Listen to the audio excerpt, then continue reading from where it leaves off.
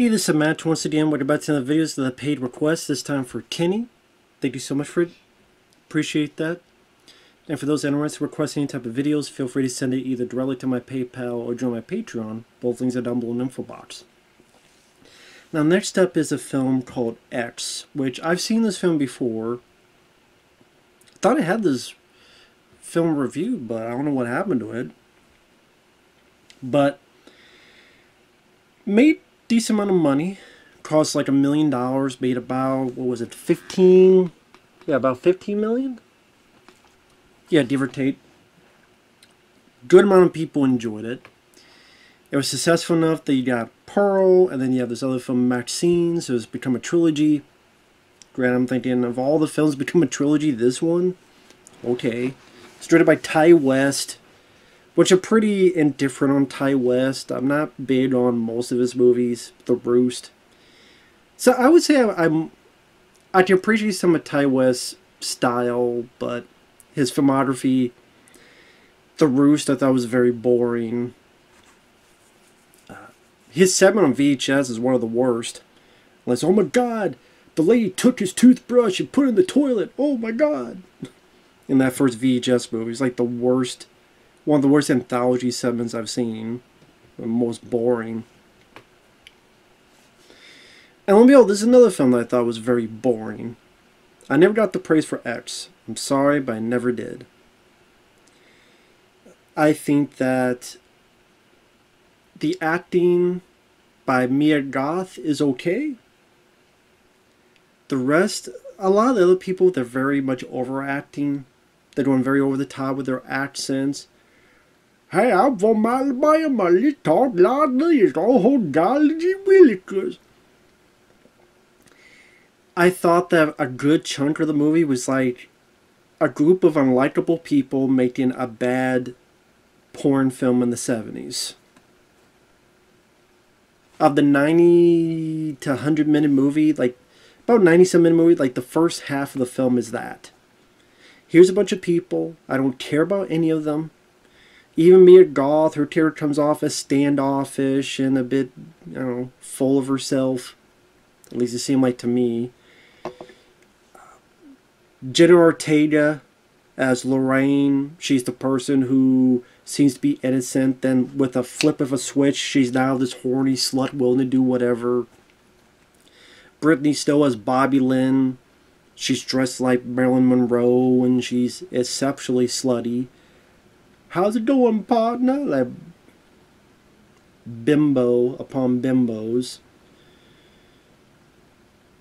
You have the guy who's kind of running things. That guy, I swear, he tried to be like Matthew McConaughey. I was like, well, we can't do Matthew McConaughey, so can you kind of do a Matthew McConaughey impression? But it didn't work. Yeah, the guy who's the director is kind of the nerdy, glasses-wearing guy, also being over the top with being Southern. Golly gee, how's it going? Are you from Alabama or are you from Kentucky? And then you have the one guy who's the star of the porno, who was a Vietnam vet.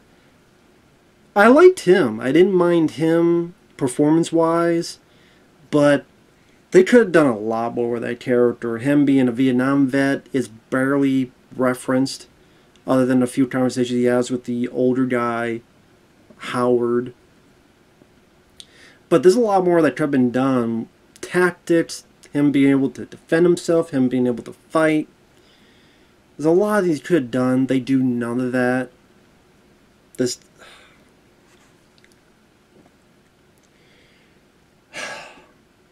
I can appreciate a few aspects. I can appreciate how the director tried to make it seem like a 70s movie. It takes place in 1979. Obviously it takes place in the South. It's a group of people, again about 6 people, that are making this porno film. And they need to find a place in the middle of nowhere.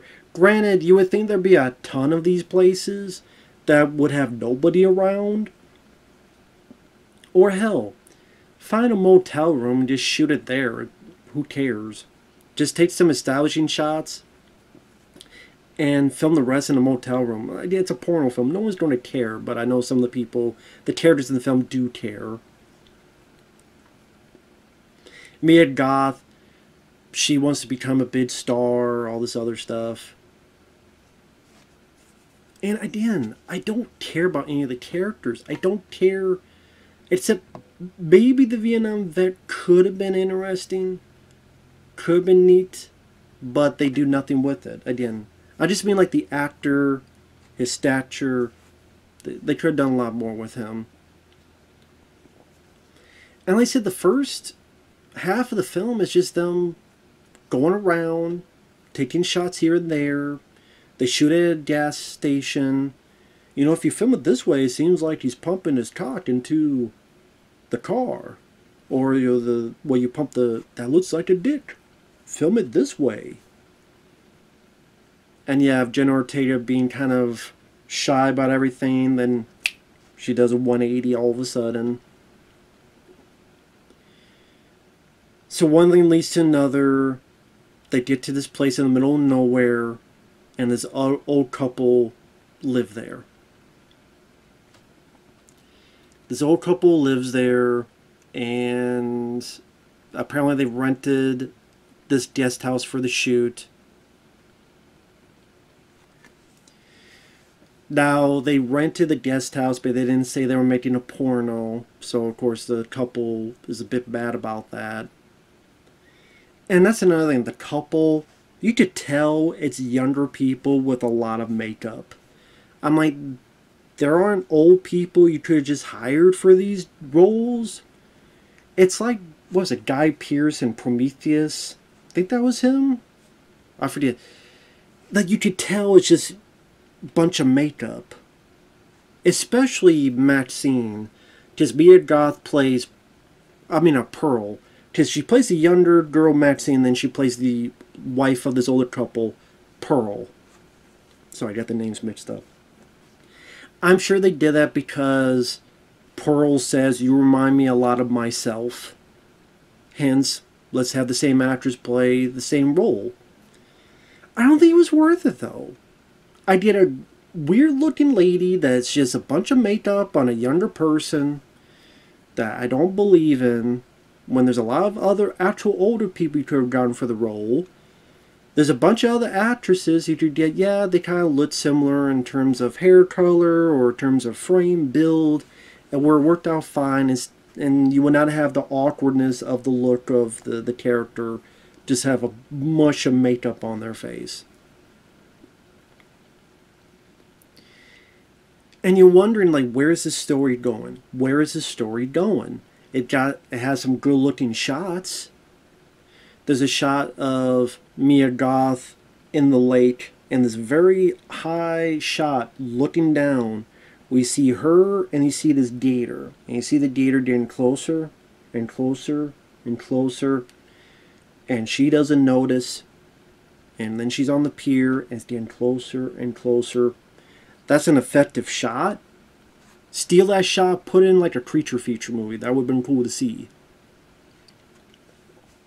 Shots like that I like.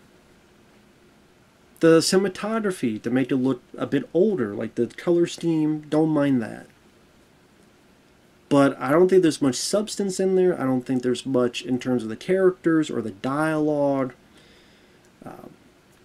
People that could potentially be interesting, they do nothing script-wise with them. They don't make them actual human beings for me to give a crap when they start dying.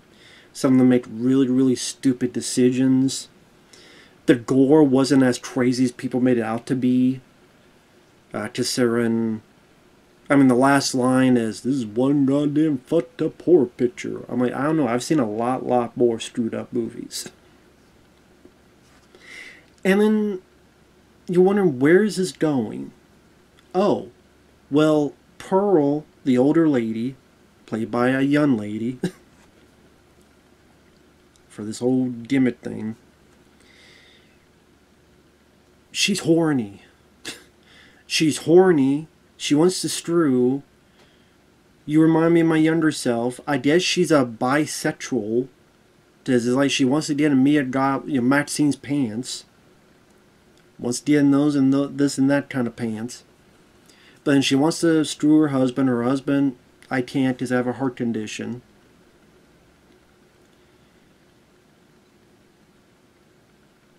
So then she goes to the nerdy director guy. He's like, no, because you're 852 years old. I don't want my dick in a pair of dust. I don't want to screw you and then sneeze achoo, from all the dust particles coming out of your snatch. And Maxine stabs him in the neck. And then for some reason starts dancing. I can't say for some reason. I think they did establish that she was into that back to the day, but I guess it's she's rejuvenated herself in terms of, yeah, I killed someone, now I must dance. I must dance the dance. Dance your way off the damn screen then, please.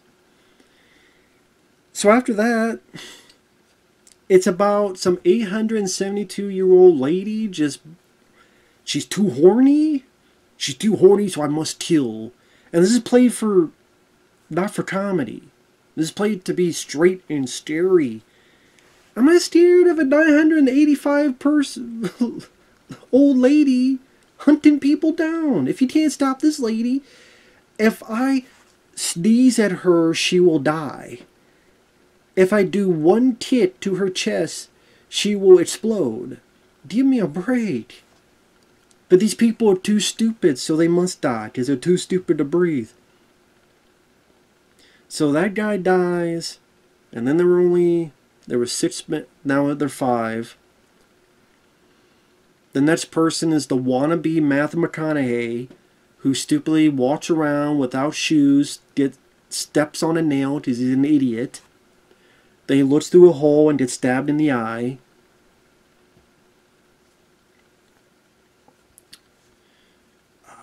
The guy who's a Vietnam vet, he sees an old guy in the middle of nowhere in the South with a gun. Yeah, for them gators. I guess he never thought racism was a thing. I'm sure the Ku Klux Klan was a thing. Anything. You tell me this guy would not be, there's an old-ass guy in the middle of nowhere with a gun. I know he says that I need to go find my old lady. But I'm thinking, don't you have any kind of protection? You don't know who this guy is? And the way he talks and the way he acts, I'd be a bit cautious.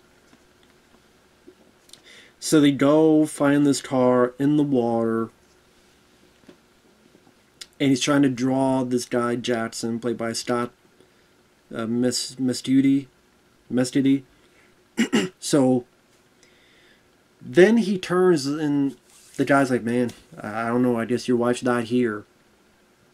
And you have this guy looking at him as if, this is the way the old guys, again, played by a younger guy with a bunch of makeup. I don't think that's young as Mia Goth, but still a younger guy. Again, apparently old people don't exist, that you just have them look the way they do. He looks at the guy like this. With a gun. And the Vietnam vet is like, duh, duh, duh, duh, duh. Yeah. Keep my afro going. Let me squeeze out this shirt. Yeah, can't find one in there. I don't know. And then this old guy's like giving a monologue. And this guy's still like, oh, really? That's interesting. And then the old guy turns the gun. Vietnam vet's still not doing anything. I'm like, this is the dumbest. Jesus. So stupid. So dumb. You stupid. Why so stupid? Why are you so stupid? I guess the black guy didn't die first. He just died like he was just the dumbest. The dumbest. So there's 3 people left. There's the bimbo Bobby Lynn Parker, played by Brittany Snow, who then goes in the middle of the damn swamp and tells the old lady to get out of her way. I might just push her then. But she just pushed and eaten by the gator. So this movie's like trying to be Texas Chainsaw Massacre, but it's also trying to be eaten alive. It's trying to be a Tobe Hooper film, and I think those 2 films are much better than this. And, I mean, I think the remake of Chainsaw Massacre is better than this. I'm sorry. But I'm not sorry. I mean, the remake of Texas Chainsaw Massacre 2003, which got a lot of crap, I think is infinitely better than this movie. In terms of pacing, in terms of violence, in terms of potential terror. Even, like, the characters, like, the acting, I should say, I got more into. Here is, like, a bunch of people being very over the top with their southern accent. Which I bought. I bought the people more in that remake of Chainsaw than this one. Just over-the-top acting for most of the people.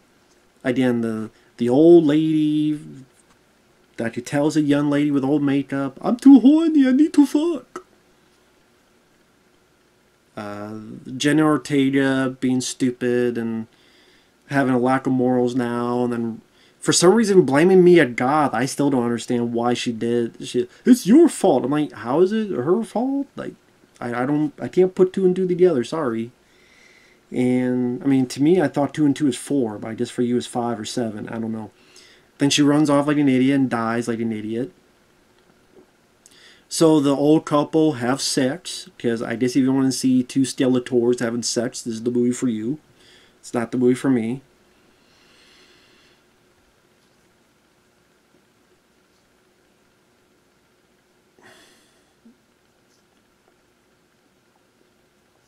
And then because like a corpse twitches, the old guy just has a heart attack. Didn't have the heart attack from the sex, just had a heart attack from this. You think the heart attack would happen because of the sex, but nope. Doesn't. You think maybe that would have been even more like okay, if that was a thing where if Pearl saw the porno and then remembers her youth of exuberance and excitement, and then maybe sees picture of herself,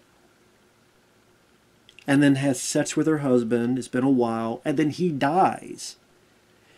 And then she's frightened, she's horrified, please don't leave me, please don't leave me. And she's freaked out, and she's scared, and then that flips her trigger. That makes her flip out. That makes her go crazy. That her husband, she's the one that initiated the sex. She killed her husband, not on purpose, of course. But then she also blames them. If it wasn't for them, I wouldn't have had the idea. If it wasn't for you, then this I would not have tried. And like she blames herself, but she blames them. But she also blames herself, and she knows she's needed to die. But before she dies, she's going to take care of them. If that was the mentality, if that was the story, then I would probably actually get into the plot a little bit more. But that's not the case. So instead, you have the standoff that was goofy. It was stupid. Maxine has the gun. Oh my god. She's the daughter of the televangelist. I'm like, yeah, the televangelist we saw 18 times throughout the film. That they make it right there. Hey, remember this guy. Remember this guy. Remember this guy. Remember this guy. Remember his speech. I'm like, yeah, you've shown it so much, it means there's something to this. Lo and behold, yep, she's the daughter of that televangelist. And she's saying the same lines that guy's saying on TV. Pearl tries to shoot, and the laughable part is she flies like 10 feet. She shoots and she flies 10 feet. That was... that had to have been on purpose for a laugh. It had to have been. But... she got knocked the fuck out. And I would say probably, other than the eye, when the guy gets stabbed in the eye, the only other, I guess the guy got stabbed in the neck. The only other big gory scene is, she gets in the car, Maxine drives over the head of Pearl, definitely the biggest gore bit in the movie, and then drives off. And then you have the sheriff looking at the stuff and go, this is a screwed up horror picture. I'm like, I don't know, I've seen a lot more screwed up horror stories than this. I mean, is it the worst movie ever? No, it's not the worst movie ever. Again, Mia Goth is not bad acting-wise. I would say her And maybe Scott Mescudi as the Black Vietnam vet did what they could. But like I said, I don't think their character, for how much time we spend with these characters, I don't really get to care for them. I don't care for their repartee, their rapport, their banter. I don't think that was as well written as it could have been. Because I didn't give a rat's ass about anybody, whether they lived or died. Again, it's just like, okay, you're making your bad 70s porn film. You know how it's a porn film from the 70s? If you looked at the dick and I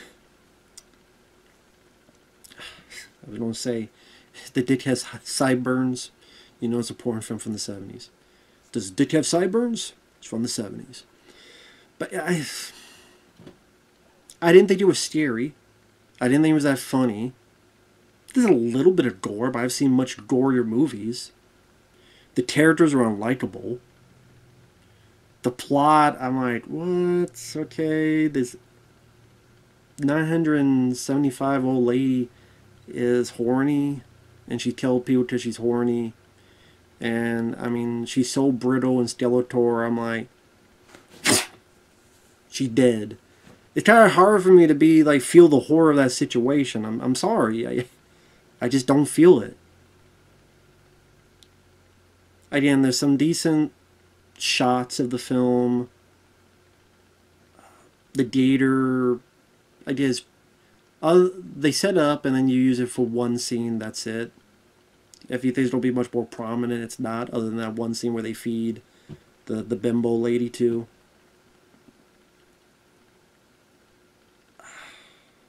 Yeah. Why this film got to be popular enough to have a trilogy of movies? Like, we could not get 3 movies of Tucker and Dale versus Evil. We can't get more of Behind the Mask, The Rise of Lizzie Vernon. Like, all these other films that I think, in my opinion, deserve more. But this gets it.